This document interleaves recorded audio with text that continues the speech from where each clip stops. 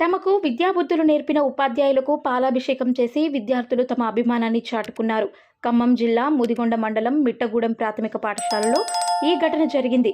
ఇటీవల ఆ పాఠశాలలోని 3 టీచర్లు ట్రాన్స్ఫర్ అయ్యారు. ఈ నేపథ్యంలో తమకెంతో ఇష్టమైన ఆ గురువులను, విద్యార్థులను సన్మానించి ఘన వీడ్కోలు పలికారు. వారి సేవలను విద్యార్థులు, తల్లిదండ్రులు కొనియాడారు.